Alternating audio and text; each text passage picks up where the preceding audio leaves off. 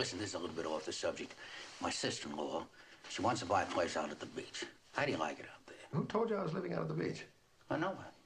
I noticed your car out in front of Mr. Kennicott's. You know, you parked it there in the driveway, and as I was walking by, I saw that the chrome was tarnished. You know what the salt there does to it. It just eats the life out of it. Yeah, that part's a problem, all right.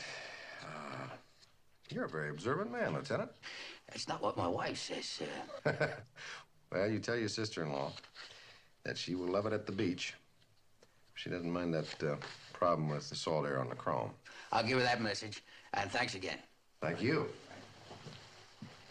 Oh, say, have you ever been to Mr. Kennicott's house? Yes, I met you there. No, I didn't mean the big house. I meant out at the beach. I was just wondering because your beach house and his beach house, they're fairly close, aren't they? No, it's a couple miles. That close? Isn't that a coincidence? I'll tell you, this case is just full of them.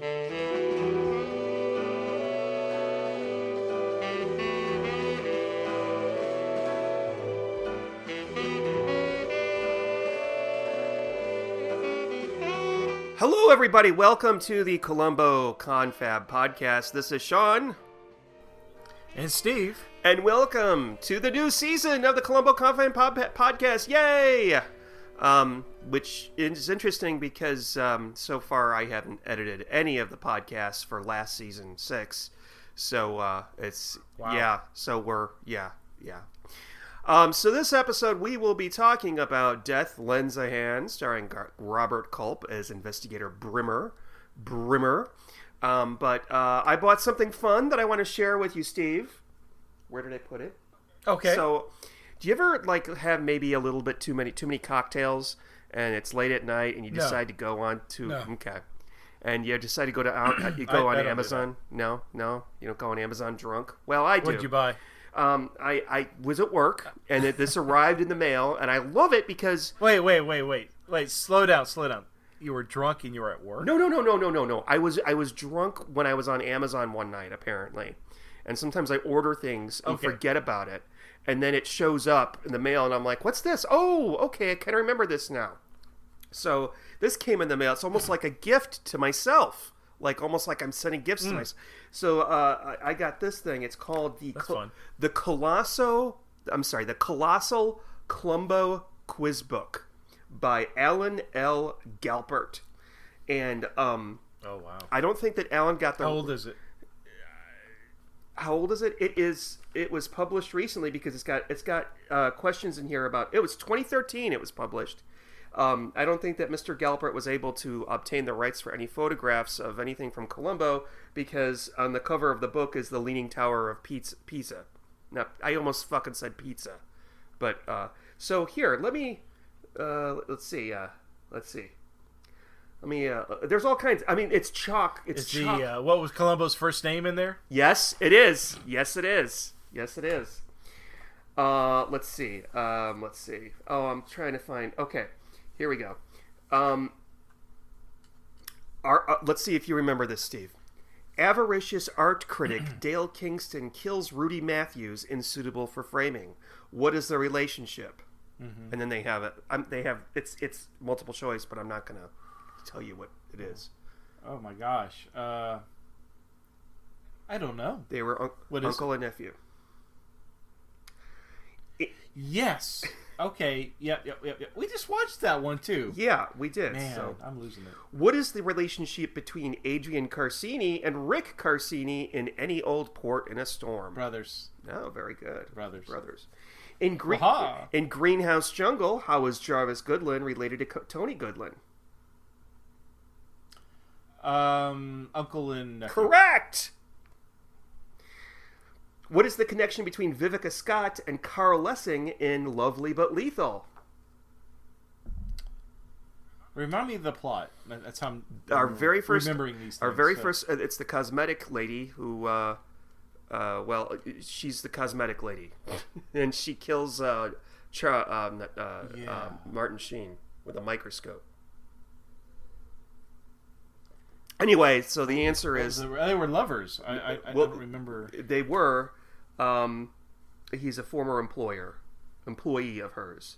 and their former lovers. Okay, so it's just chock full of questions. I kind of wish that it had the questions organized by episode, but instead it's more like, the characters, behind the scenes, all that. Because I wanted to pull it out and ask questions about the last episode that we recorded to see if you remembered, but I don't know. So it's out there. Oh God, no! Let's don't embarrass me for that, please. Thank you. Most of the questions are actually really easy, especially since they have multiple choices. So, okay. So, well, let's bring it up now. I like to have a what's going on in Columbo news. Oh, okay. Every episode. All right. Okay. What's so anything going on? No, nothing's going on in Columbo news. Okay. Let's move on to the next section then. Okay, all right. Let's talk about Death Lends a Hand. Now I'll tell you, I'm telling you, I'm sad because we have not hit a Jack Cassidy episode yet. Our randomizer. Yes, that's right. That is crazy. But we've seen at least two or three. Two Robert Culps. The Robert Culp ones. Yeah, two Robert Culps. There's one more out there that we haven't seen yet. And let me tell you, watching that other Robert Culp one, the most dangerous. Is it Columbo Goes to College? Do you consider that one of them? No, because he's not a killer in that one. That is okay. Yeah. I consider that one, but okay, but you don't. Okay. Then I guess we've done 3 if we go by your criteria. But the most dangerous game, or is it the most deadly game? What the fuck is the name of that? Yes, with Robert. The name of the athlete? Stockwell. Dean Stockwell. Yeah. He was in that, and when you compare his acting in that to this, and we'll talk about this a little bit more, apples and oranges. I was really impressed. But let's get this off to a start. Really? Yeah. All right. Okay. So Robert Culp. I love Robert Culp. I love his episodes. Okay. So I was excited to watch this. This is not the first time I've seen it. I'm gonna let the audience know a second time, or maybe third. But very enjoyable. Oh, I love Robert Culp. So you were looking forward to watching that? Okay.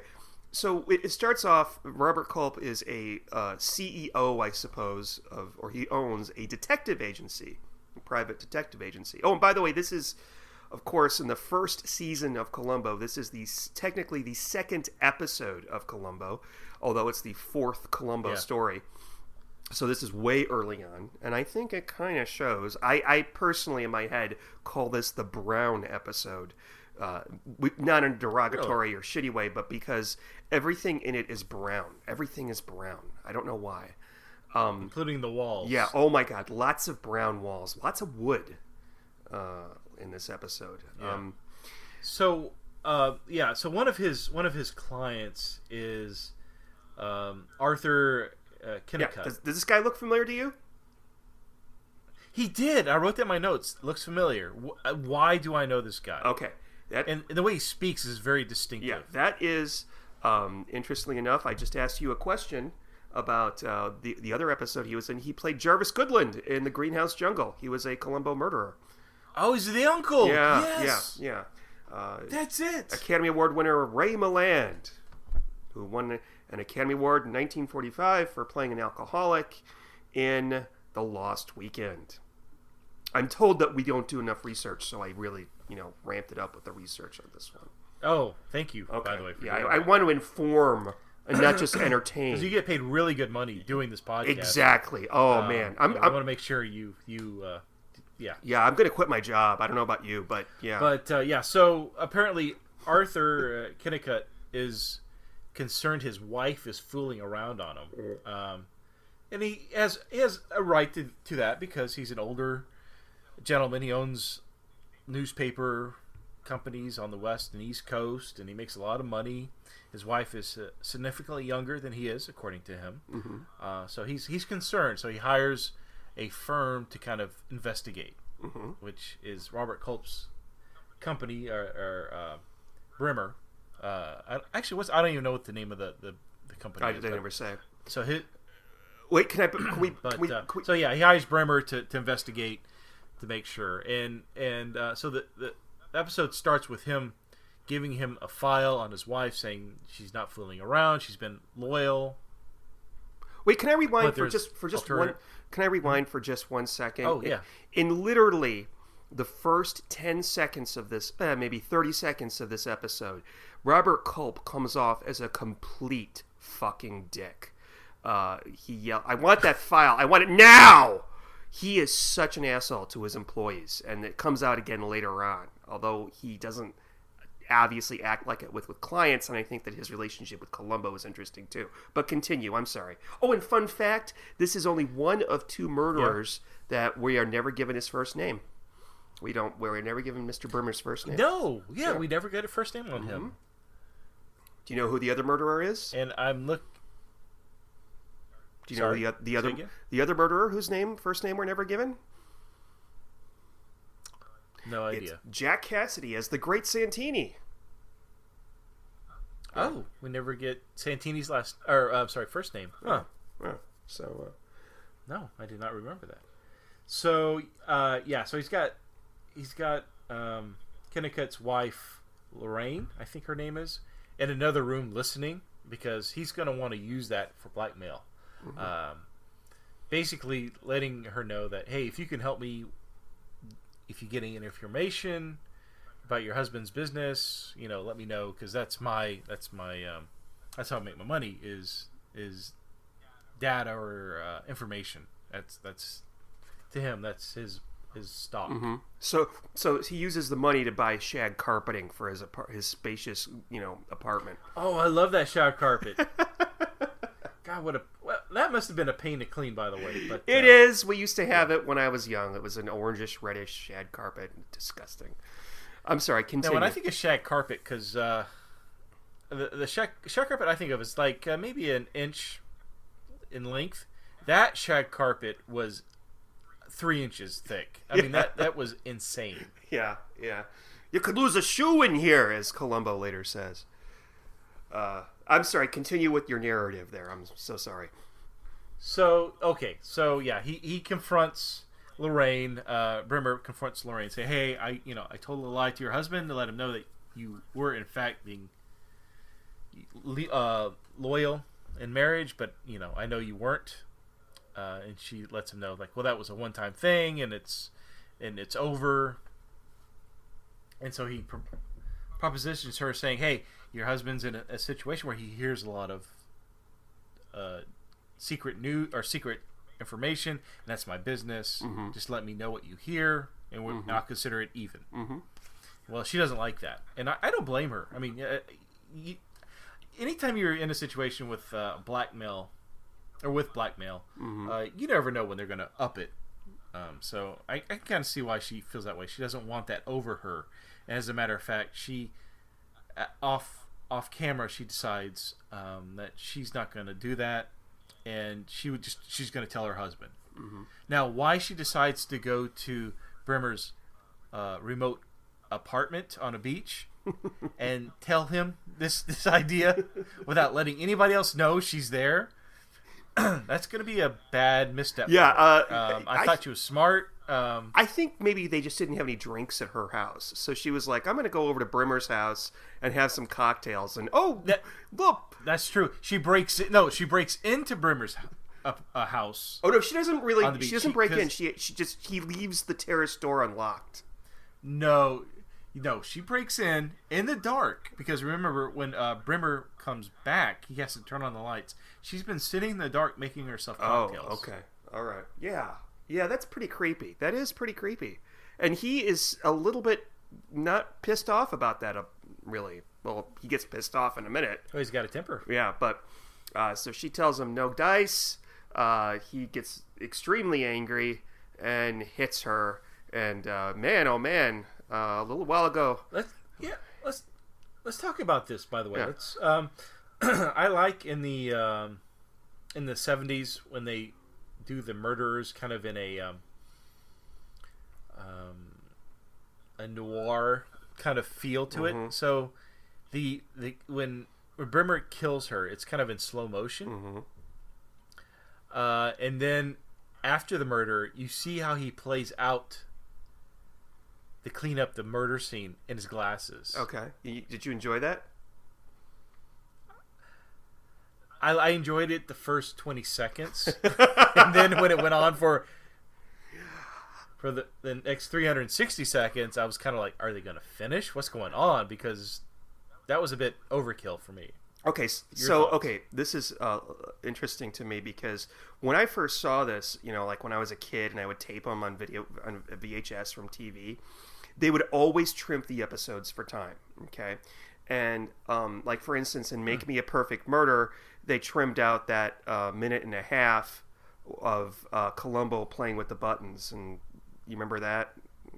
By the way, I just found out George C. Scott is not the technician in Make Me a Perfect Murder. But anyway, so for some reason, the geniuses at Channel 66 in Chicago decided that they were going to trim this episode, and they cut out the part with the glasses.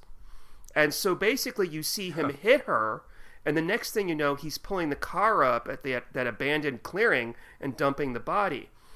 So it made it... I never liked it because I don't like the murders that are not premeditated. They're not as fun for me. Not that murder's a fun thing. But let me tell you, I like the idea of them doing the split screen. You see two things going on at the same time. I don't like the idea of it showing in his glasses. I think and everybody seems to fucking love this. I don't. I think it's so gross. Gross, huh? No, I liked it, but this went on for too long. Really? Yeah. And they show him like wiping down all the the glasses from fingerprints and so on. But yeah, it was a bit much. I think I would have preferred to see that, but just see him actually doing it instead of doing something fancy like that. But the split screen effect is actually done later on in Columbo in another episode that we haven't talked about yet, and I think it's much more successful in that. So anyway. Smacks her, but you're a fan of it. It's you like the art style, the art direction. No. No. This would be not art direction, but this is just the director's choice to do that. I'm assuming, and I did not like it. I thought it was too. Remember when we talked about Ransom for a Dead Man, and like that murder was all like, "Wow, it's the '70s. We're gonna do something fantastic and modern." This is the same vibe I got off of that. So yeah, he dumps her body in some, I don't know, like it's like a construction site or something, and voila. Yeah. It's a very inelegant murder. This is not a Jack Cassidy murder. This is it's a crime of passion. I mean, we found out. I mean, we know it, but he even says at the end. By the way, I'm not trying to jump too far in advance, but it's a crime of passion, basically. Yeah. She threatens him. She says, I'm going to tell my husband what you're doing. I'm going to confess that I did have an affair, and I, see where it goes. I'm going to apologize. Hopefully he accepts it. And I'm going to rat you out. Basically, I'm going to ruin your. She's going to ruin his life. And again, it's why would you tell somebody that, and you are waiting at their home, not telling anybody? I would have left some kind of message, like told the maid, I'm going to go to Brenner's home that's 3 miles away, and I'm going to confront him. Just say that. Don't tell her what I'm going to confront him about, but I'm going to confront him. Because she was going to come clean about her relationship with the golf pro guy. Uh-huh. She should have, I don't know, I would have said something. I'm not just going to disappear and be secretive about where my whereabouts are going to be for the next, 3 hours. Well, good thing for Mr. Bremer that she didn't tell the maid or anybody where she was going. But yeah, that was a little bit, I agree with you. But you know what? If she didn't do it, we wouldn't have this episode. So, yeah. It's true. It's true. But I still don't understand. If I'm going to confront somebody, I don't know. These people who talk to the murderers put themselves in these situations. I just... well, it's Columbo. But yeah, so Brenner... Yeah, you have to have a murder for it to work. Yeah. Because he works in homicide. So yeah. Speaking of Columbo, I did not time when he shows up on screen, because it's relatively fast. I did not.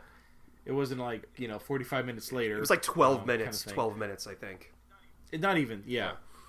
So Columbo, we see Columbo. He's getting pulled over by a cop, of course. That was an interesting scene because I almost expected something funny to come out of it, but it wasn't funny. Like, there was, and this is because the show was so young at this point. Like him getting pulled over. I thought it was funny. You thought it was funny? No, I thought it was funny. Well, because there's that running gag that he never, in this case, his turn signal's off. He needs to update his driver's license. He's always he never has any license, for that matter, not just driving, in effect. Like, it was the one where the cop pulls him over, or tells him he needs to go in and get registered for his shooting practice or something like that. Oh, yes. We haven't done that yet. That was Forbidden Lady, I think. Yeah. She keeps... But, yeah, he's always... He's never up to code, I guess is what I'm looking for here.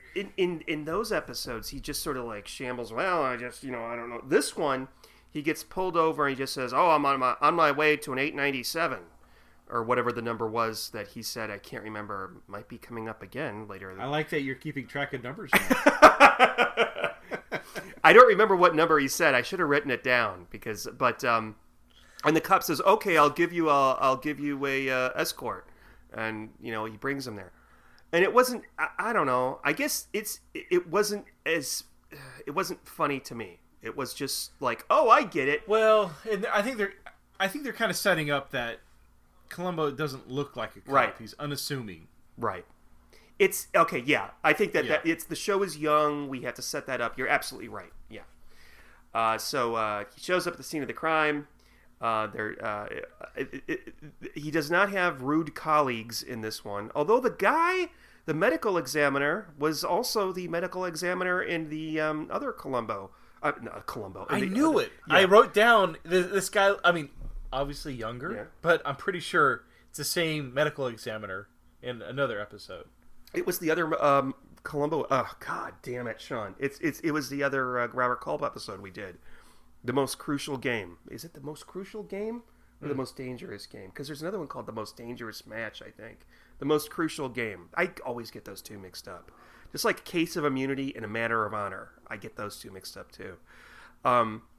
So he notices clue number one, that she was hit on the left. There's a bruise on her left cheek and a laceration. Very important, by the way. This is probably the major clue. Yeah. Yeah. And so next thing we see, first of all, he's with Mr. Kennicott, Arthur Kennicott, in the hospital. He serves him a coffee. Establishes that Kennicott has an alibi. And what I find interesting is that Kennicott is very adamant that no, there were no other men in her life. He doesn't tell Columbo that I hired a private investigator to follow her, and I just found out yesterday she was not cheating on me. He doesn't tell Columbo that. Because if he did, I don't know if Columbo would have done what he did later on and going and tracking down the golf pro and all that. And then he goes to visit Kennicott at his home. Now, let's talk about Kennicott's home. Did that look familiar to you at all? I've seen it I know I've seen it in Twilight Zone. Interesting. Okay. I'm talking about the outside. The outside of the house, the pool. Yeah, the pool. Okay. The pool area. That was I can't think of the episode of Twilight Zone. It was later season, and it was the girl who played in To Kill a Mockingbird. Okay. I can't think of her name. But she and her brother would go swimming in that same swimming pool, and when they would go to the bottom and come back to the surface, they went back in time. Really? It was not a really good Twilight Zone. Okay. It wasn't a very good Twilight Zone episode, but it was the same pool because I recognized the structures and all. Well, that is actually a famous house in Beverly Hills called the Beverly House. And I think the most famous thing that it has been in is The Godfather. Have you seen The Godfather recently? No, not recently, but I'm familiar with the films. That's in the movie. Yeah, the first one? in the beginning of the movie, Robert Duvall goes to visit the movie producer who isn't going to hire Johnny Fontaine. Oh yes, with a horse. Yeah, head. and that's his house, is the Beverly House. And the Beverly House, fun fact, sold, or it was listed in 2007 for $165 million. It is huge. Wow. Okay. It's beautiful. Yeah, that's interesting. I think I also may have seen it in Damien Omen too, but nobody has seen that movie except for me. But so anyway, yeah. So what happened? The Omen 2. That's so funny. Not to bring up another podcast, but Gilbert Gottfried's amazing podcast. They interview Richard Donner, the director of the first Omen, and it spurred me and this guy at work to discuss the Omen movies. And yeah, we were actually talking about the Omen 2. That's funny. It comes up twice in the same week. Weird. And Lee Grant is in that movie. She of course was in Ransom for a Dead Man. So, and she was on the Gilbert Gottfried podcast one time. Anyway, I'm sorry. Well, So the setup with Arthur Kennicott, I really the actor, what's his name? Ray Milland. So I really like him. The actor, that is. I like how he delivers his lines, but I really feel sorry for the character Arthur, because after Columbo interviews him, you really feel sorry. Like, he really wants Columbo to find the murderer. And he's not putting a lot of pressure on Columbo like some of the wealthy industrials will do with Columbo. Like, you've got 2 days to do this. He's like, I want, once you've looked at my schedule and figured out my whereabouts were, I want you to concentrate on finding the real murderer, and I want you to do it as fast as possible. I want to find this guy. Mm-hmm. Because we're gonna have a happy life. We're gonna have kids, and he delivered. I mean, it was a wonderful scene. I really do feel that Arthur was really upset about the murder of his wife. Yeah, he played it in a way that he was great. Yeah, I agree. He was better in this than he was in the Greenhouse Jungle, where he played the murderer, I thought. Absolutely. He was obviously grieving, but obviously he couldn't blubber or cry or anything like that because it wasn't called for. But he's very much a businessman. He's very much to the point. And of course, unbeknownst to him, he's hurt. He's wounded. Yeah. He's a wounded man because of it. Exactly. And he sells it. Yeah. So So as we discussed moments ago, that so Columbo goes to his home. It basically says, I have no leads. I don't have anything. I don't know how she got killed. I don't know who killed her. And that's when Kennicott introduces Columbo to Bremer. Mm-hmm. And Bremer, being a smartass, Robert Culp is perfect at kind of antagonizing Peter Falk's character. Without being an ass. Yeah.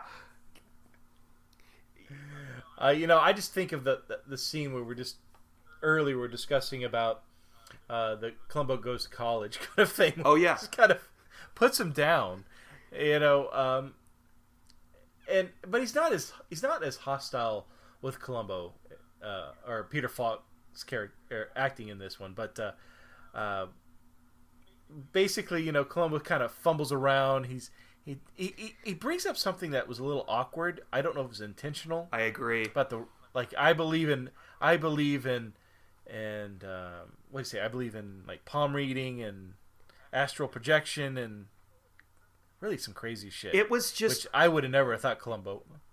Yeah, the purpose was evidently to see if Kennicott or Bremer had a ring on. And because he knows that the murderer was wearing a ring with a diamond on his left hand. And he reads... I don't get the palm readings thing is really out of left field, and it seems out of place. And also right after that, he, in a rather funny move, he accidentally opens the closet door, and he finds out that, very conveniently, that Lenore, I think her name was Lenore Kennicott was a amateur golfer. That was sort of like a really convenient, like, oops, I just found her golf clubs. I'll be darned, But then he goes out. Well, and it's important. And Columbo even gets upset. He's like, oh, you didn't bring up during an initial interview that she was into golfing. She was into skinny dipping, into tennis. I thought the skinny dipping was a little weird. Wait, I think skin diving is not skinny dipping, is it? Skinny dip? Yeah, it's the same thing. It is? Which is swimming in nude, right? Is that what skin diving is? And if I was author, I'd be watching that. Sorry. What? Well, he does say it with the female friends, Columbo. I think skin diving is another term for scuba diving. Okay. I got to look this up on the Google machine because I think that's just swimming naked. Because I thought at one time it was swimming naked, but why would he tell Columbo that is one of her sports? No, because Columbo's initial thought is she's fooling around. She's a younger woman, and so he thinks, okay, it's a lover that has committed the crime. That's his first initial reaction. I'll be damned. No, this is not. It's not skinny dipping. It is basically, this is what the technical term for skin diving is. It's the action or sport of swimming underwater without a diving suit, typically in deep water using an aqualung and flippers. So you're not in a diving suit, you're in a bathing suit, and you're down there. Or a nude. I like my idea better. Okay, so for the record, I don't know, you've never had boobs, but it's very awkward, I think, for women to swim nude underwater. I don't know. Maybe you know what? I don't know. Listeners, if you think that if it's difficult for women to swim underwater without a bra, please email us and let us know, because we don't know. I don't know. Yes, please let us know if Lorraine was nude or not. Thank you. All right. So the whole scene with Columbo, Kennicott, and Bremer, I thought was a really important scene. Mm-hmm. One, Columbo kind of sets himself up as kind of a bumbling moron. Mm-hmm. He's into astral projection, palm reading, all the sorts of 70s weird shit that that time period was known for. He goes to leave and he goes into a closet.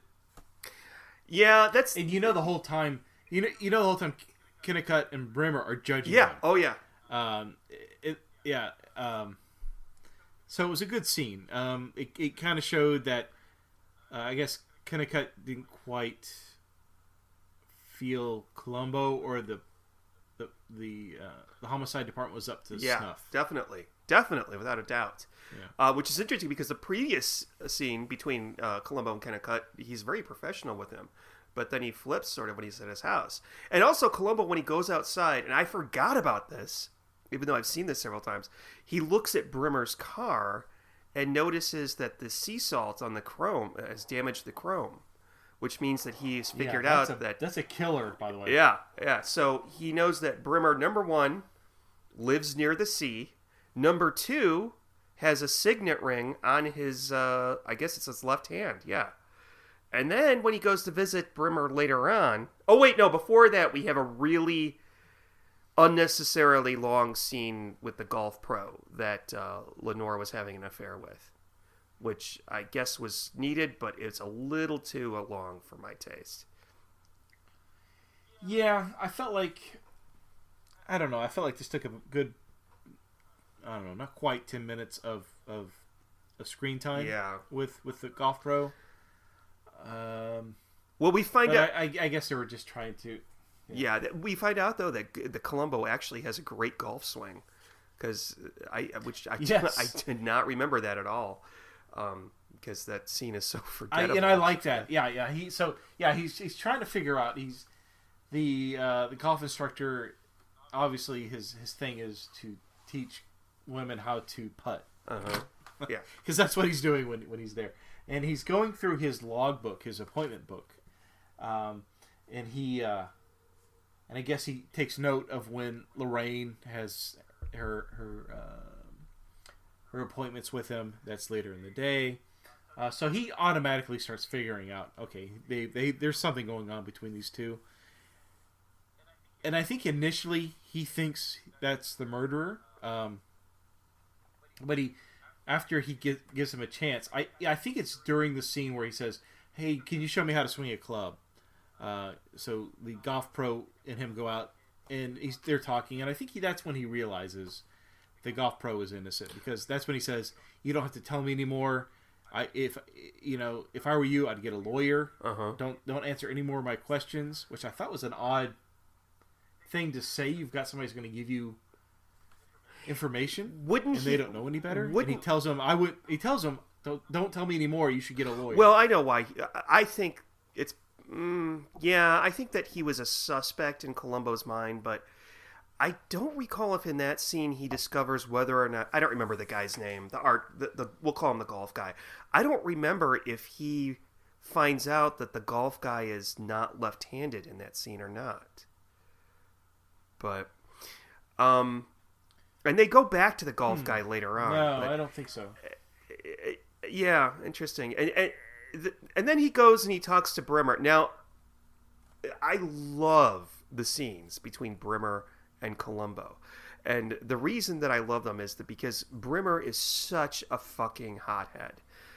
The Robert Culp that we see in the most crucial game, that he's always clenching his teeth and yelling at people and, Columbo, I'm going to throw you out of here. He is like that. We see him like that. I mean, that's why he smacked her in the head and killed her.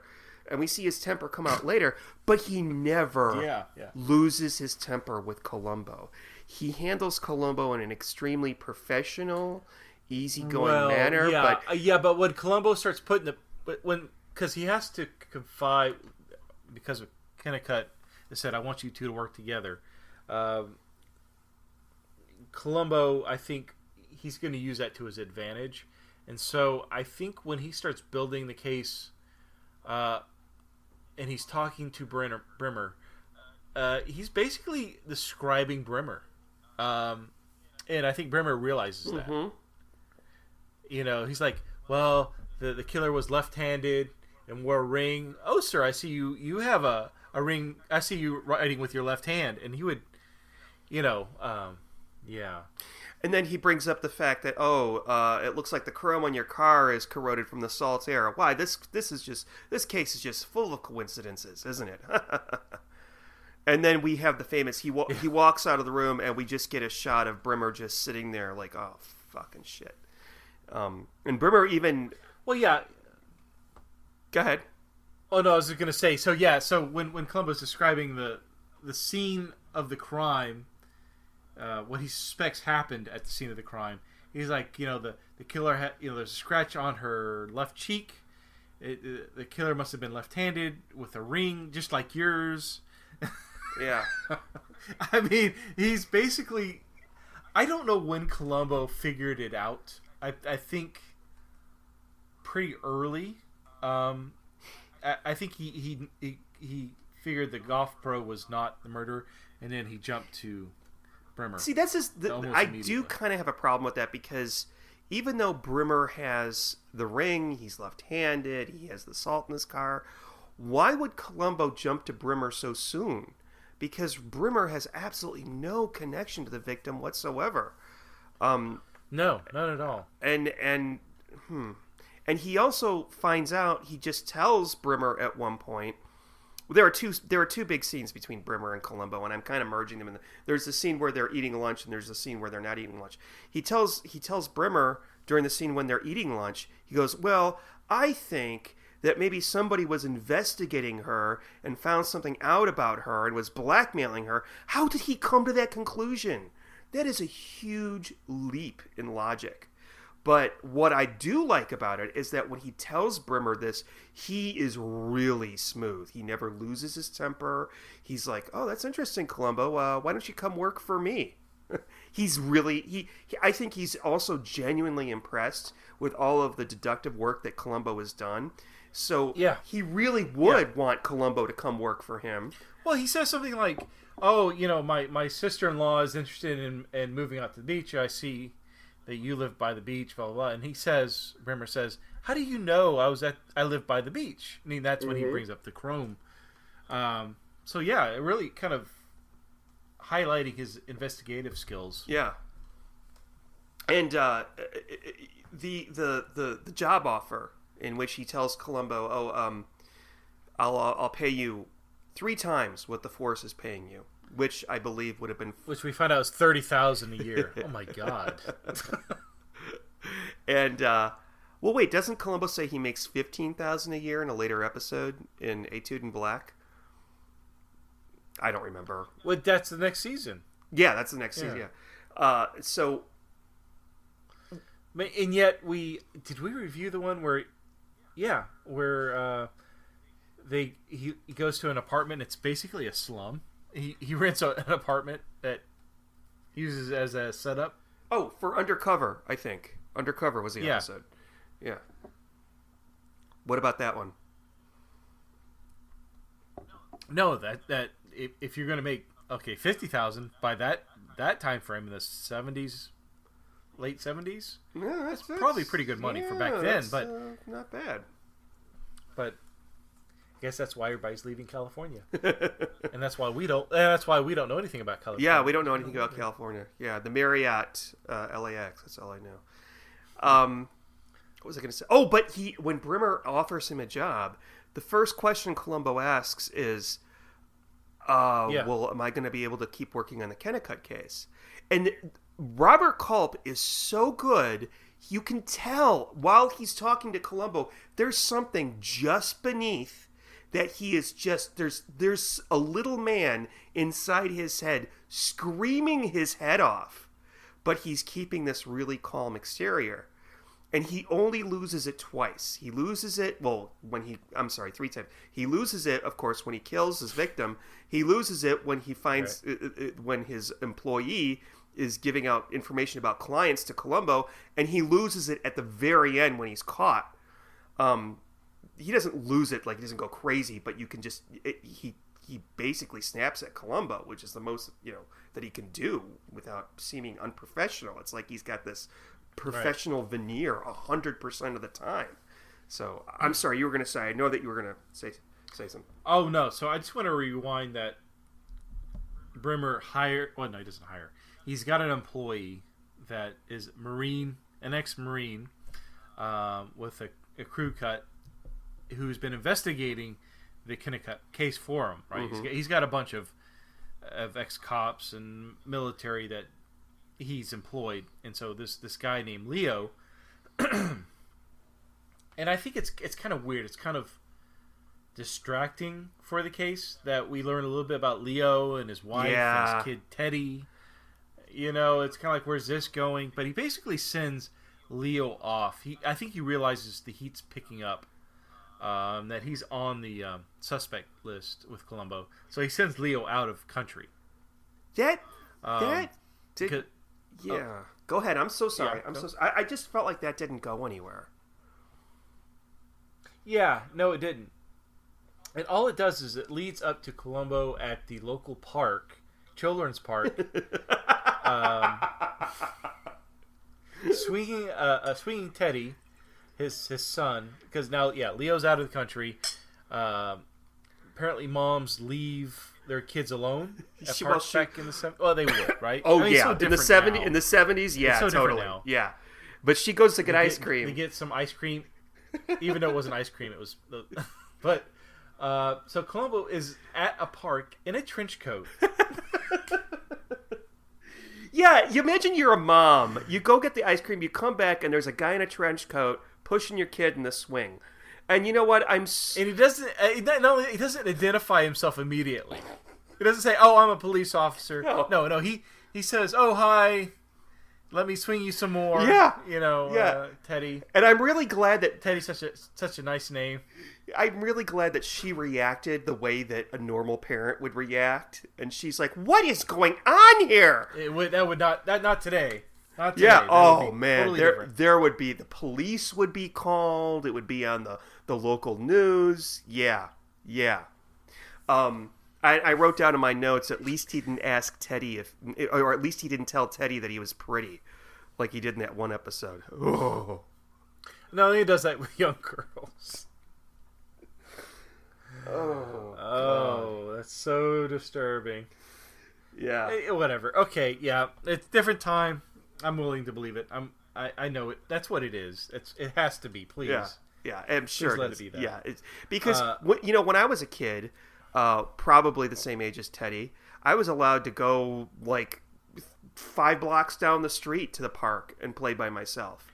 Nowadays, the stuff I did when I was Teddy's age, it would not be allowed today. It just no. I would go into strangers' apartments to watch cartoons, and what's scary is kind of funny. I haven't really thought about this in years, but I mean, we're talking about single men that were in their 20s that had their own apartment.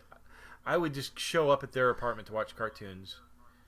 That is really creepy now that I think about it. Wait a minute. Nothing ever happened. I know that our listeners really want to know about this, but so you would show up at their apartment like they were neighbors or something? No, it was like friends of friends. They're like, "Oh, we're gonna go over to Bob's place and go watch cartoons." And well, that's oh my god, you weren't with your I'm done. Things are coming. Oh, I'm having my flashbacks now. Let's move on. Well, you know what I did one time? We were living in an apartment. I was like 4 at the time. Maybe. Do not let your kids out alone, parents. Yeah. Not 4. I'm out. Yeah. I was 6 or 7, I think. And we lived in a small apartment house in Chicago. It's not, where there were like maybe 5 apartments, 5 floors. And I went to the landlady's apartment, and her back door was open. And she had been shopping, and I think she put her groceries on the counter before leaving, and she had a bag of cookies that I opened and ate like 5 cookies and then just left. I specifically remember this, and our landlady was an old Polish lady named Mrs. Brozik. I can actually just picture her in my face. See, this is why we have 4.5 stars on iTunes instead of 5, Steve. It's for shit like this. These personal memories. Well, the guy I'm thinking about, it just now occurred to me, Sean. He would have what's the term where people make they would make stories up about their favorite sci-fi or fictional characters. Yeah, fanfic. Fanfics. Yeah. He had materials. Now this is in the early 80s, so no internet. He had fanfics with pictures of when Kirk and Spock being lovers. Okay, that's called slash. Oh my god, that's called slash fic. Yes, are you serious? Yes. Oh. Now I went to this guy's place, and oh my god, that's a fucking thing. I'm totally fine now, obviously, but that's a fucking thing. Wow. Have you ever seen the movie Trekkies, the documentary Trekkies about stuff like that? Yeah. No. Oh, that's a good documentary. But no, he had drawings. He had drawings of William Shatner and Leonard Nimoy doing something. Yeah.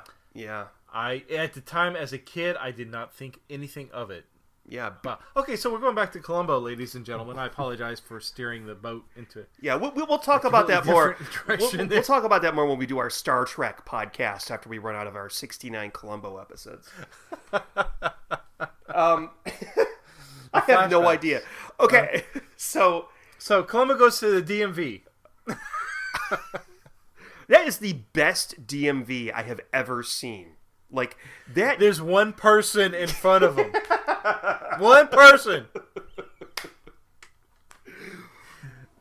But this is Columbo's like we did Exercise and Fatality a few episodes ago, and he's remember when he sees the lady tying the little boy's shoes, where he has his eureka moment, And that's when he realizes, oh, she wasn't wearing glasses. She was wearing glasses in the picture that I saw of her. And then that's when he learns that she wore contact lenses. Do you wear contact lenses, by the way? No. Oh, You I do, do. though. Yeah, but when I first started wearing contact lenses, like when I was a teenager, like maybe in the 8th grade, maybe preteen, the only contact lenses they had were hard and soft. And because these soft ones were expensive and weren't covered by insurance, my parents made me get hard contact lenses, okay? I don't think they exist anymore, but this lady had hard contact lenses. The victim, Lenore, had hard contact lenses. No, hard contact, that's literally like glass, right? Well, it's plastic technically, but yeah, it is the most stupidest thing. I can't believe I got like a couple eye infections. I mean, like now I wear disposable lenses where like, oh, if something goes wrong, I'll just throw them away. But gosh, I can't believe that people used to put hard contact lenses on. You have to clean them every single day. I think it was. Yeah, back then I think it was literally you put in, it was glass. Yeah. I mean, smoothed around obviously, it wasn't. But that's crazy to me. Oh. Yeah. Oh God. So he realizes contact lenses. Maybe one of her contact lenses fell out. Oh wait. Oh, there's one thing I forgot to mention. I'm sorry, and I have to mention it every time I see it. We have the Asian servant in this one, the token Asian servant. Yes, there is an Asian servant. That's a running theme with these early Columbos. And I don't know if he was an Asian servant or if he was a Bond villain's henchman. It was just this Asian guy that would come in a suit and tie and serve Bremer tea, coffee, and a luxurious lunch. And by the way, who in the hell eats lunch like that, even now in their office? That's just ridiculous. With a tablecloth. I loved it. Oh my God. Oh yeah, I would love it too. But I don't even think that like Donald Trump Drinking a little sherry, having some fish. I don't think that Donald Trump, before he was president, ate lunch like that. You know, I know he had a taco salad at his desk one time, but. Well, they established, I think, early on when Columbus says, "Oh, you own the whole building," and he's like, "Yes, the whole building's mine." That's impressive. Yeah. I don't know if he meant the whole building, the whole floor. I thought he meant the whole building. I thought that he basically owned the building. Yeah, I think so too. He had his own fleet of cars. Yes. Yes. He had obviously he had the latest. Probably more than accessible technology at that time. He had the TVs in the wall where the camera was not quite sure where the camera was, but it seemed to capture whatever you were looking at. Yeah, and he also exterior scenes, like where would the camera be in that exterior to capture for the image, but he had that kind of technology. And he had. I think what is implied that he had money. Which is weird because he lived in a tiny little beach house. Well, maybe he had another house, but also he had the ability to create a huge map to put up on the wall of his office that lit up and everything. That I don't know if you noticed it. I've never for that one case. Yeah. It said body found here, and there was an arrow and a little light blinking, and then there were running lights going along the roads. It's like, really? Do we really need a map like that? But Yeah, I'm really surprised.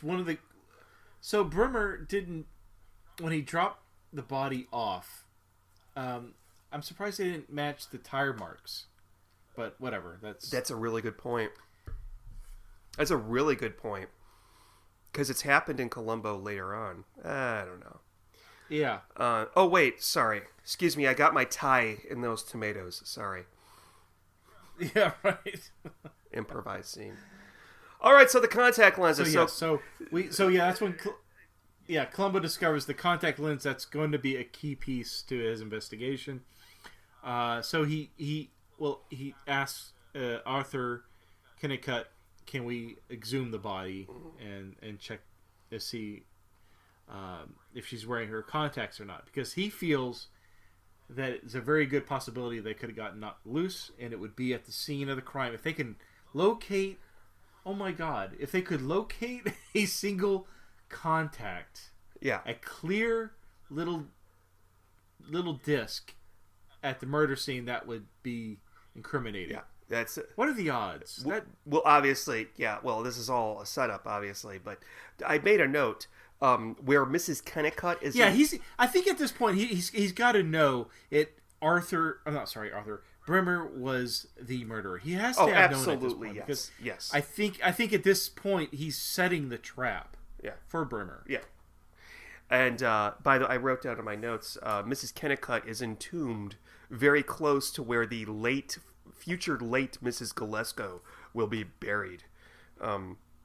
Because there's Is it the same? I swear to God, It's the same. It's the same section in the exact same cemetery. I mean, I know a lot of cemeteries kind of look alike, but I think it was the exact same place. I Would you be happy if? Would you be happy? Let's say 30 years from now, you're dead. Not that you're happy that you're dead, but they reboot Columbo and they shoot a scene next to where your headstone is. Would that make you happy in the afterlife? Would you? I would shit my pants in the afterlife, assuming they have shit. Well, you would be able to shit your pants, but you would be a happy ghost. Yeah. Well, there's a Mr. or Mrs. Blackstone. I saw a name on a tomb, Mr. or Mrs. Blackstone. They got to be in. They got to have their headstone in Columbo. So. Okay. So, So you'd be happy. Okay. Good to know. They exhume the body, supposedly. Of course, we don't see it, but and he and reveals she's supposedly missing her right contact. Correct. And he says to Arthur Kennicott and Bremer, well, it must be at the scene of the crime, and if only our murderer knew, blah, blah, blah, blah. And Bremer is starting to lose it at this point because he's getting really terse.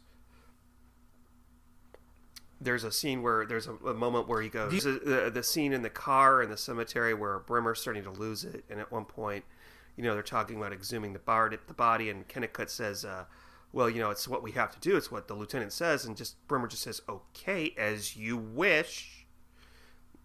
He's really he's losing it. It's the beginning of the end for Mr. Bremer. Well, and I think I always like the very beginning of these episodes when they kind of underestimate Columbo as being kind of a buffoon, which they definitely do in this one. They set that up that he doesn't know his way around a house. He's trying to leave via a closet. He's into palm reading.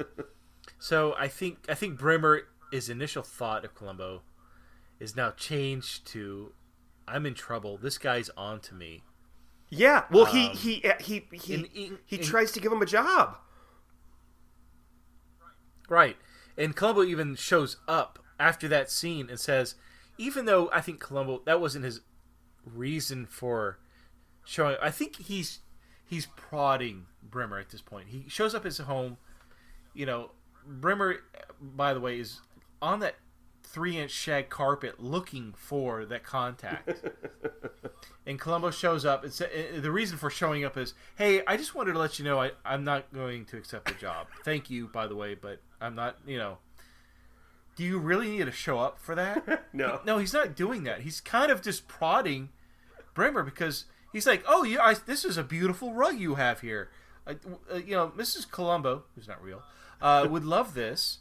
I bet you could lose a shoe in this. You could lose a shoe in this.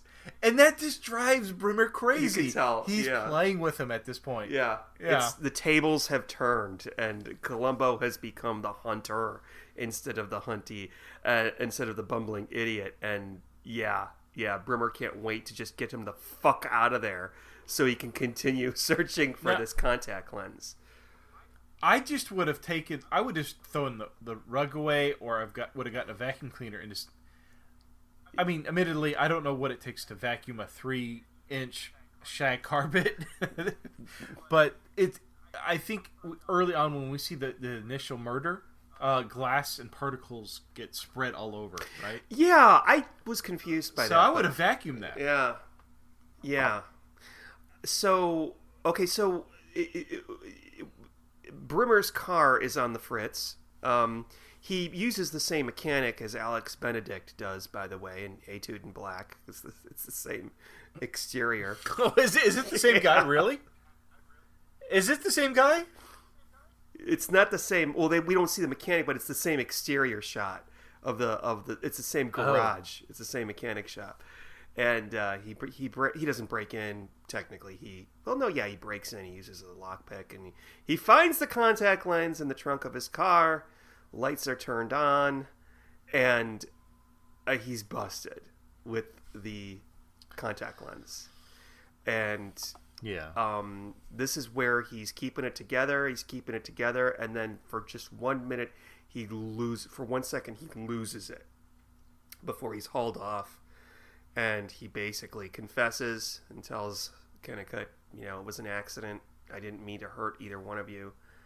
And that's it. And no, that's not it. And then Kennicott says to Columbo, well, that was kind of a long shot, finding that. And Columbo says, well, it was a long shot, but what's important are his actions that, we saw him with the contact lens and all that. Yeah. Basically, Columbo planted the contact lens in the trunk of his car. And he planted the contact. Okay, so... He put a potato up his tailpipe. Yeah. Not a banana like Eddie Murphy. He put a potato. Yeah. And Kennicott at one point is going to go and look at the tailpipe, and then he's like, no, I'll just walk away. I'm not... And that's I guess, was a joke. And then cue the cheesy 70s music. So, my prediction is that there's no fucking way that Bremer is going to go to prison. Because Columbo... No, he's got connections. Yeah. Well, not only does he have connections, but he fucking was... Somebody planted fucking evidence. Fixed his car so it wouldn't start. Planted evidence in his car. And even, maybe he might go to prison because of the confession that he says right after he's caught. But, yeah, he's not going anywhere. Yeah, well, but then there's the backing of Kennicott, where he wants the murderer to be found and processed. Yeah. So there may be, he may have. I mean, when you got somebody that powerful, would say, if you don't, they even say that at the beginning. The chief says, we need to take care of this because Kennicott owns newspapers. If we don't take care of this, we're going to get a lot of headlines. That's true, but legally, a judge would still dismiss the case or let Kennicott go. Not Kennicott, sorry, let Bremer go because the police did a bad thing. They planted evidence. It's just like Dagger of the Mind with the pearl in the cup. Remember when he plants the pearl in the cup? Yeah. It's the same thing. This case is not going to hold water because of it's fruit of the poisonous tree. His career is over. I think. Without a doubt. He's going to have to move on. I'm thinking into managing a sports college football team. You stole my joke. That's where he's got to go after this. And he's going to be much bitter about it. Or maybe you know what? Maybe he'll be a behavioral scientist and learn about subliminal cuts. Yes, that's big business now. Did you see that episode? That's the other episode that he's in. But I just want to say one thing though. I just mentioned it briefly. There's something that I really hate in this, and that's the music. I despise the music in this episode. I didn't even notice. It didn't bother me. Didn't bother you? It's extremely dated. It's used in another episode from the same season, and with the exception of the murder music when they show Bremer cleaning up the crime scene in his glasses. But I did not like the music at all. Yeah. But it's better than the music from the Greenhouse Jungle, which I can't stand. I don't think that jazz belongs in murder movies, except for maybe some noir. Really? Okay. All right. No. Mm-hmm. Okay, so let's rate this fucker. I don't remember who went first, but tell us what the number is going to be. I don't either. Okay, so, as you know, ladies and gentlemen that listen to this podcast, I like to randomly pick numbers out of the episode that we review. So this one had a few. I decided on. I'm just curious. Where do you think I'm leading with? I think you. Sean? I think that you were going to rate it out of 476. 476. What's that from? Is that an apartment number? No, Bremer's phone number was 476-7301. Because nice. Okay, well, I was gonna rate it out of 50 cents because that was the price of the golf balls at the Golf Pro Shop. But no, I thought that would be you would pick up on that one easily. No, I'm going to rate this, sir, out of 1 million. Okay. 1 million from the bits of data that's collected at Bremer's office on those reel tapes from the computer system. 1 million. Why that? More than a human brain can process. More synapses than are in a human brain in 1 second. Oh, okay. So who should go first? So 1 million bits of data. How many would you rate? How many bits of data would you rate this? Who goes Sean? first? Me? You want me to go first? Yeah, you Okay. go first. I don't care. Okay. Whatever you want. All right. I know you can't really tell. Okay, I'm going to say the good stuff. Robert Culp was great in this. He was much better in this than in The Most Crucial Game. He was very subdued in this. Really? Yeah, Wow. Okay. Yeah. I disagree with you on Okay, that. and he and Peter Falk are great together. However,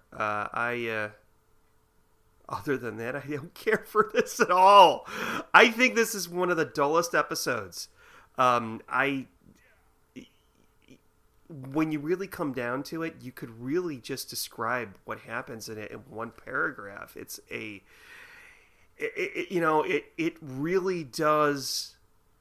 Oh God, I can't really explain. I don't like the ending with the contact lens. I don't care for when Columbo plants fake You don't like evidence. the trap that he I plants. don't like that. I think that there should be a good, solid, gotcha clue. I don't like the fact that Columbo jumps so quickly to Bremer as the murderer. I did not like the scenes with the golf guy. Those could have been trimmed.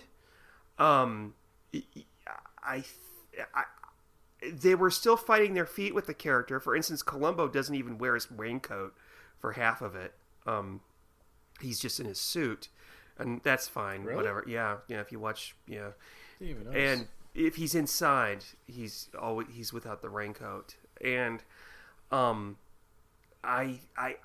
just, this is interesting because the first episode, the one before this, I don't call it that well, but I've never looked at it with a critical eye. It was the one about the Murder by the Book. two authors. Yeah, right? yeah, it's with Jack Cassidy, and this is not a bad thing.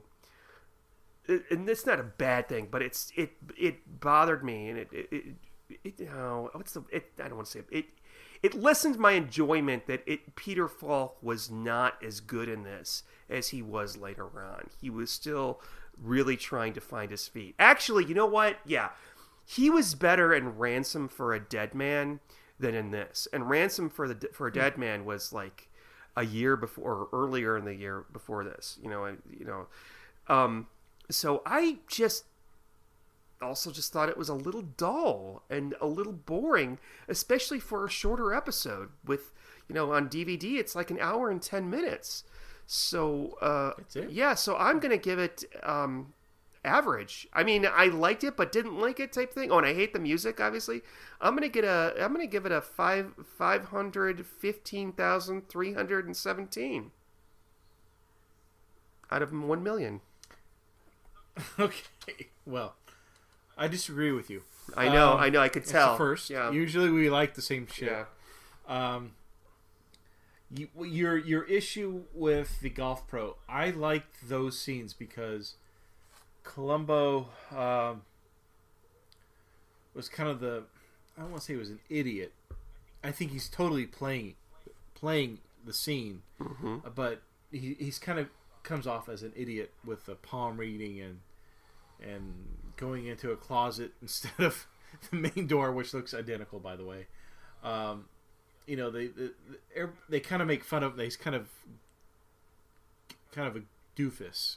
But when he's with the golf pro, it's the scene where he gets to show, I've got a nose for things like this. I know that what you're telling me is bullshit. Basically, he tells the golf pro when the golf pro's saying, "Oh, I never did anything with Noreen, whatever her name was."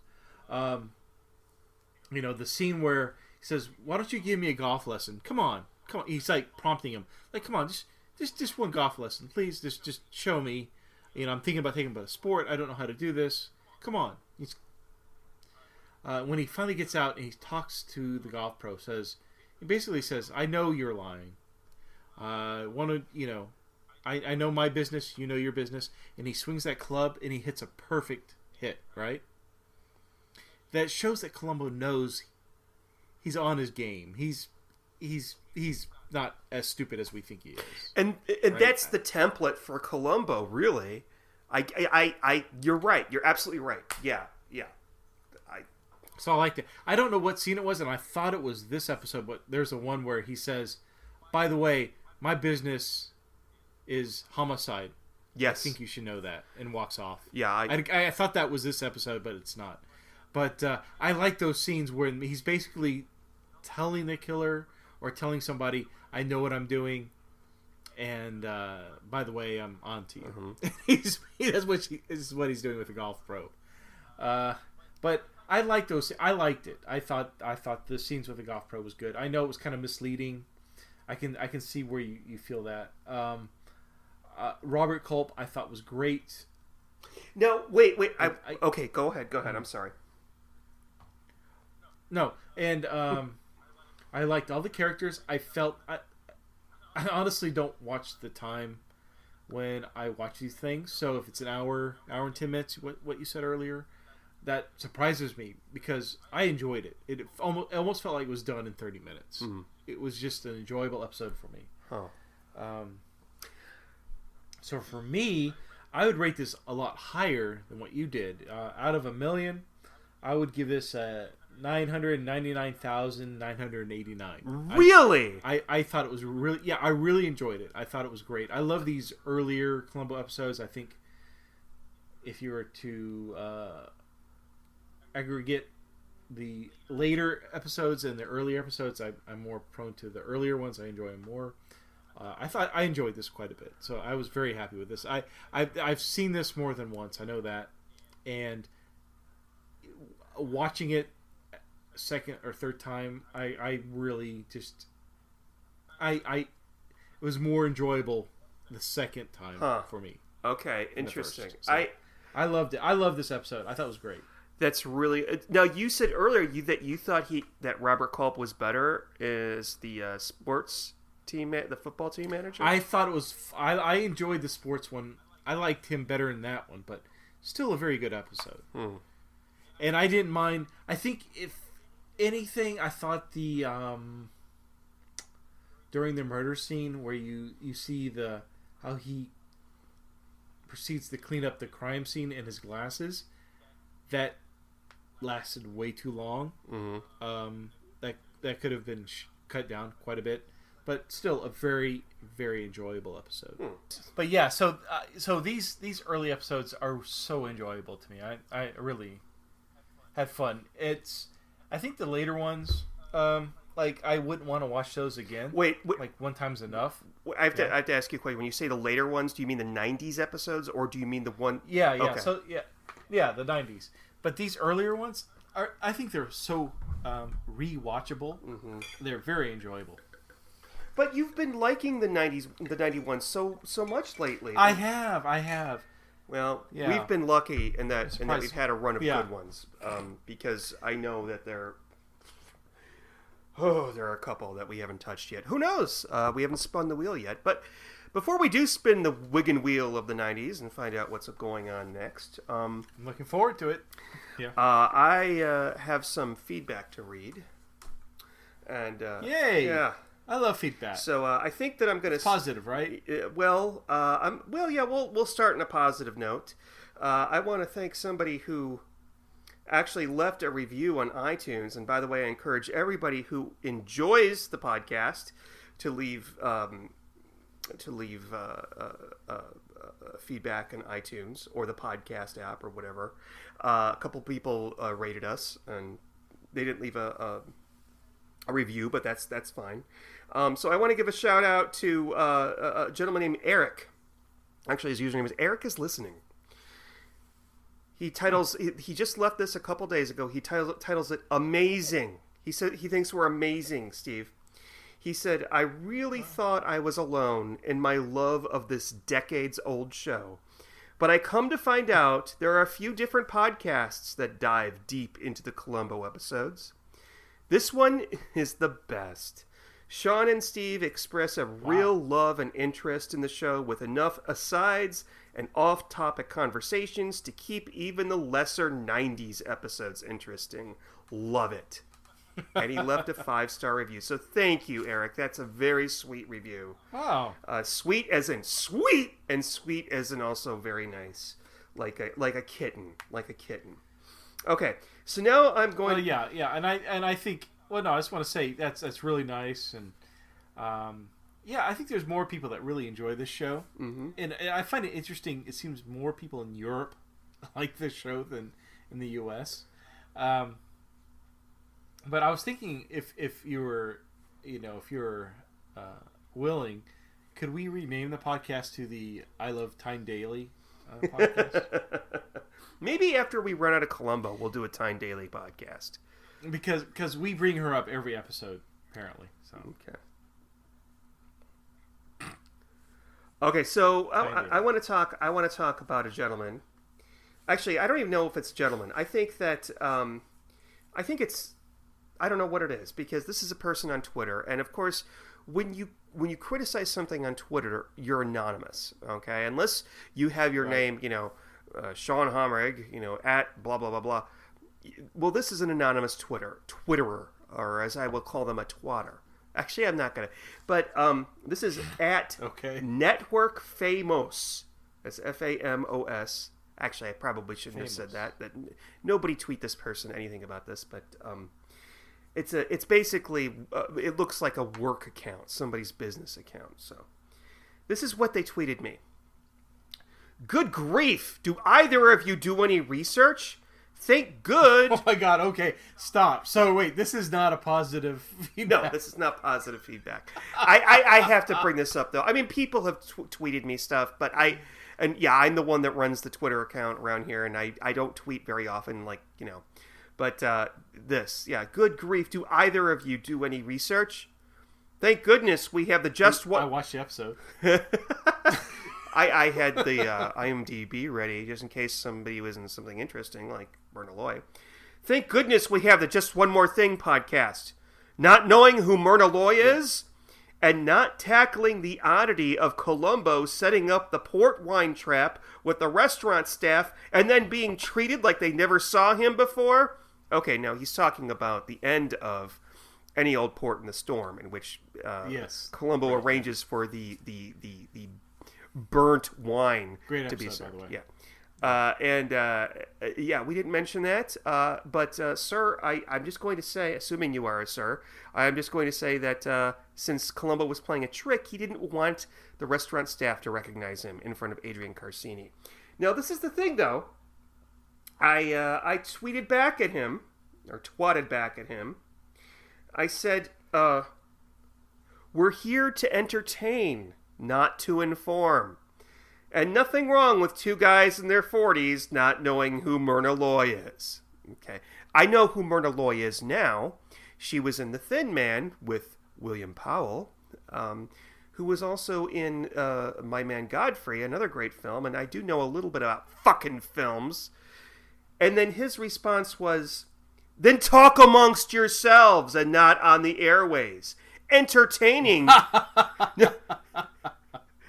Entertaining, you're not. Coffee talk. Talks amongst yourselves. Yeah, we'll just talk amongst ourselves. Entertaining, you're not. And then I gave it 3 listens. Goodbye. Thank goodness we have a good alternative. You know what I responded with? Oh, so we can talk shit about him now. Yeah. He's not listening. Yeah, Okay. yeah. You know what I responded with? I said, "Oh, besides the Just One More Thing podcast," and I said the JOMT podcast at JOMT podcast. I would also recommend at Columbo podcast and at Columbo Boys. We're all ice cream, just different flavors. I'm sorry you don't enjoy our rum pecan variety, but wish you enjoyment. So, okay. Wait. I'm sorry. You broke up. Rum and what? We're all ice cream. We're just different flavors. And I'm sorry you don't enjoy our rum pecan variety, but wish you enjoyment. Yes. Oh, rum and pecan. Yeah. I thought you said rum and cum. Okay. No, that's a different podcast. So I thought I responded to it. But here's the irony. After all this, what does this person do? He follows me on Twitter. Like he didn't before, but after this conversation, then he followed me. So perhaps the drama will continue. I secretly kind of hope it does. But we'll see. All right, so we also got... I enjoy negative feedback, so, whatever. Well, we got three wonderful emails. Actually, 2 wonderful emails and a because Steve, nice. You and I, we enjoy listening to ourselves talk, and we're very self-admiring. This is from Greg C. He entitled his email, "Don't Listen to the Haters." Hi guys, just listened to the latest podcast where some jerk gave you 2 stars. I just want to say, yes, you do ramble and aren't experts on Columbo. Neither am I. I don't come from LA. I live in southern England. You don't need to know about police procedures, live in LA, or know if Columbo's cigars are shorter or longer in consecutive scenes. No one cares. What we do care about is that you love Columbo, and that comes across in spades. 5 stars for me. You guys are funny and have a great take on Columbo. Keep up the good work, and haters gonna hate. Greg. That's very nice. That's exactly the epitome of what we're trying to do. We're nothing. Yes. Yeah. Gracias, Greg. Yeah, that's what it is. It's just... I thought it would be interesting. I mean, you wanted to do this podcast. This is your idea, but I thought it was a fun idea because you knew about the show. I was a newcomer. I think that's just fun. Mm-hmm. And I think it's interesting we both seem to agree that we both love the show.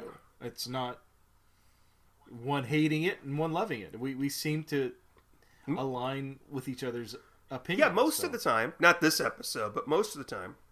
No, yeah. I mean, this is a rarity, but typically we both agree on things. But yeah. So this next one is from Monsieur Alvarez Diaz. I say Monsieur because it just says M. Alvarez Diaz. Columbo's dashboard is the beginning. Now, okay, I know what they're talking about here. There was an episode where we talked about Columbo's dashboard and the fact that there's... Yes, this drives me crazy. Yes. Even today when I watch these episodes... Okay, yes, I can't wait to hear this. Go on. So he says, it took me a while and some serious research to solve the puzzle of Columbo's car dashboard.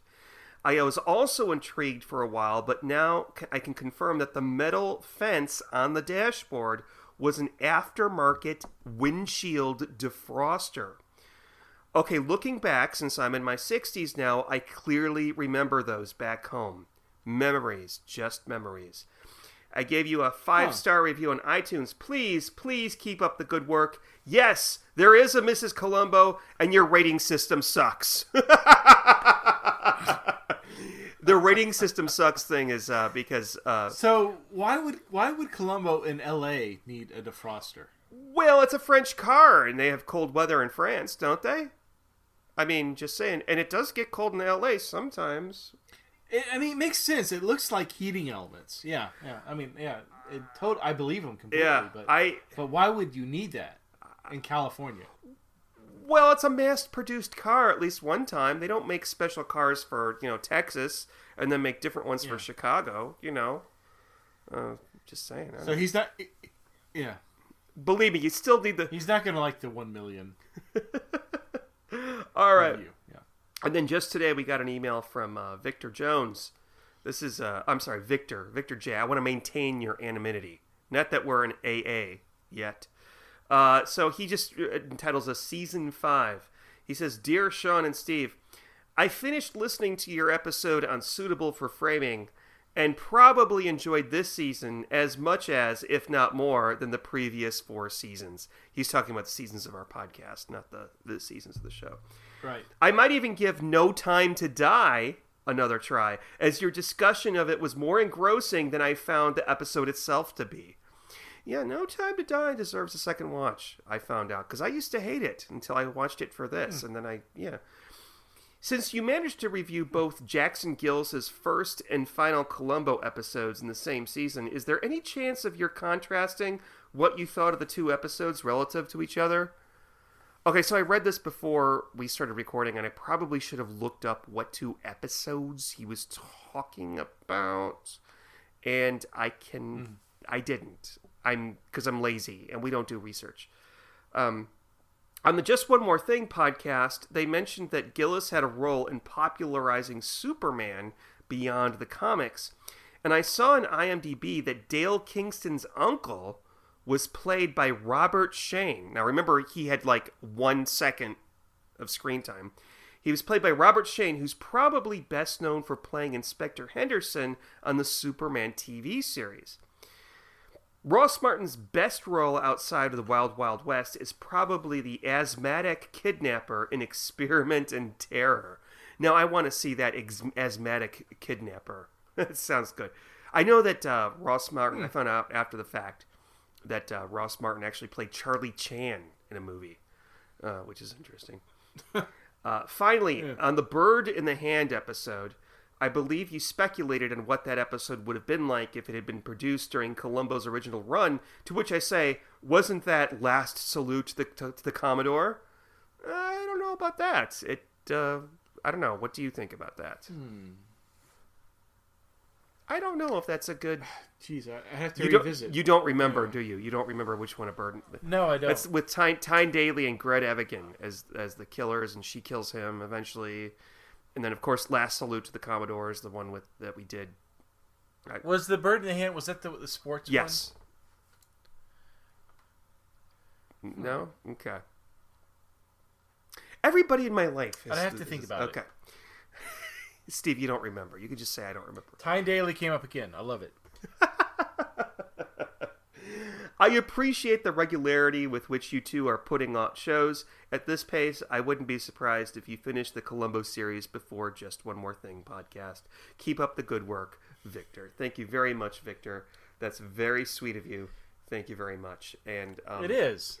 And I think just to comment on that is that we thoroughly enjoy doing this. Yes. So Sean has said it to me, I think probably not on air, but that we really enjoy recording these podcasts, and so I enjoy it every week. I get to watch a Columbo, and I love it when it's something I haven't seen. It's just I thoroughly enjoy this show, and I hope that it shows that we enjoy talking about it, because, for instance, today we did not plan ahead of time to record tonight. And I was thinking about it. I'm like, we could record tonight. I could ask Steve, or, I could just watch Netflix and get drunk. No, thank God you texted me this morning and said, do you want to record tonight? And I'm like, sure, yeah, sure. No problem. That'd be great. I love it. This is very entertaining for me. Yeah. And now I gotta go. I'm glad other people find it. I gotta go and edit 5 episodes of our last season, because those haven't been released yet. So, but yeah, we'll talk about Last Salute to the Commodore, Columbo Likes the Nightlife, all that. Which I guess leads us to our final segment of the show. Steve, would you do the honor, please? Yep. We have 9 left. We have only 9 left of the 90s episodes. And we have been fortunate. So what happens when we're done with these 9? Do we just concentrate... Do we have a... Yeah, it's just going to be the 70s all the way through. Yeah, that's going to be it. Awesome. So, Steve... Oh, that's right. Let's get these damn 90 episodes out of the way. Oh. So, Steve, do me the honor, please. Spin the Wiggin' Wheel of the 90s. All right, let's do it.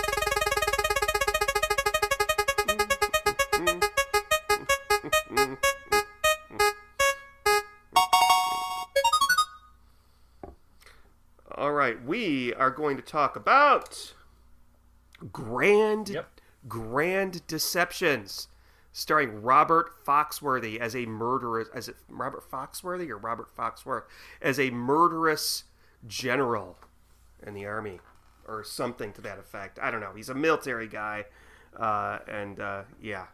So Grand Deceptions is next.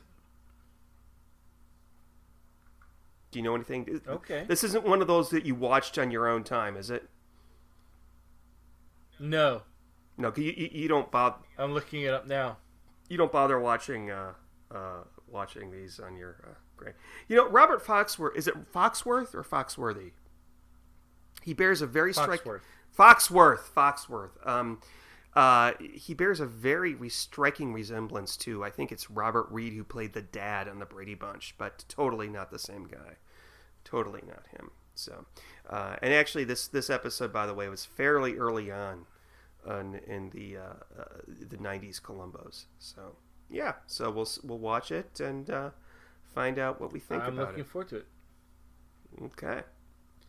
I'm not gonna say anything. Right, I have an opinion. So I love those. That's great. Okay. Oh, now you love them. Okay. Well, everybody, thank you for joining us once again. It's time we bid adieu, but we'll be back in a week with Grand Deceptions. Good night, everybody. Say good night, Steve. Good night, Steve.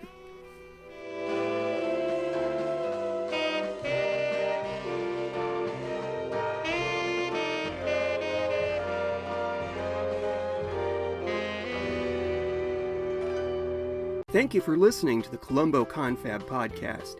To email us with a comment or question, write to columboconfab@gmail.com. Follow us on Twitter @columboconfab, and look for us on Facebook. If you're enjoying the show, please leave us some happy reviews on iTunes. I love clues. Hello, I'm Sean, and I'm the host of the 1001 Movies podcast, based on the book 1001 Movies You Must See Before You Die. Each episode, I randomly pick a film from the book and spend about 10 minutes talking about its director, the cast, the genre, and my personal thoughts on the merits of the film. Each delicious yet bite-sized episode contains information about a film from practically any genre, any country, or any year. Check us out on iTunes, and we'll send you free cookies. Some restrictions apply.